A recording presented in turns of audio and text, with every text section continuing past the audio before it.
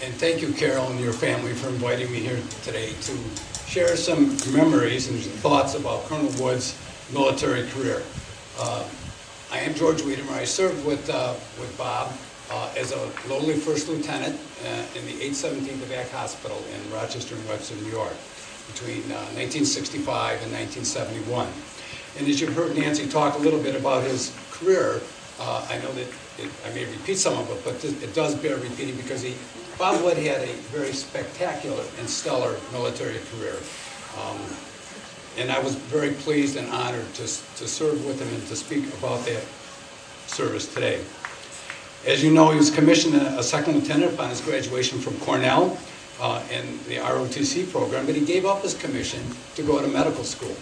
And after graduating from Cornell Medical School, he became a first lieutenant upon his service in the United States Army. He went, as Nancy mentioned, with the 11th Airborne to the Philippines during the war and in post-war Japan. Upon returning to the States, he joined the United States Army Reserves and served from 1946 to 1975. And along the way, he rose in rank from captain to major to lieutenant colonel and then full bird colonel in 1962. He was the commanding officer of the 817th Evac Hospital in Rochester and in Webster, New York.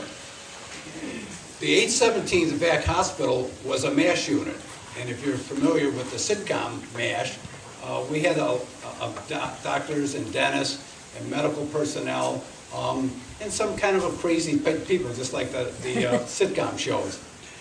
But Bob Wood was no McLean Stevenson or Colonel Potter. He was a soldier, commanding respect and admired for his leadership skills. But Bob Wood also had a very compassionate side of his military leadership, and I'd like to share a little memory of that. Back in 1968, I believe, Kathy and I, my wife is here with me today, were expecting our first child. And we, right around the middle of June 16th, I think, or 19th, and we had military target practice out in North Java, in Warsaw, for the weekend. And so we had a bivouac out there for 2 or 3 days. And obviously with our first job, we were very nervous about it, and Kathy was nervous, I was nervous. Well, Bob Wood, and this is before cell phones, so we couldn't just call home. Bob Wood had me go in, ordered me to go in every 3-4 hours and call my wife to check up on her. You know, he was ever the pediatrician, ever the doctor, even in his military life. Colonel Wood was a very special person who touched many of our lives during the Vietnam War days.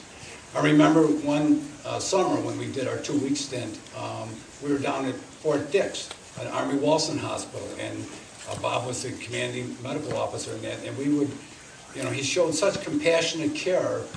That hospital received a lot of the Nepen people who were burned during the Vietnam War overseas. They were shipped into Army Walson, and we had to take care of them there. And you know, he just showed so much compassion. It was just an example for all of us. He was a rock, and he was someone we all looked up to. For those who have served in the military, one of the greatest tributes accorded a platoon leader or the old man, so to speak, the leader of a unit, was the fact that you would say, I would go through a brick wall for that man. And Bob Wood was such a person. You wanted to do everything for him because you know he would go through that brick wall first.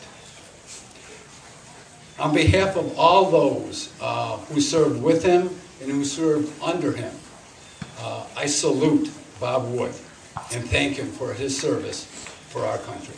Thank you so much.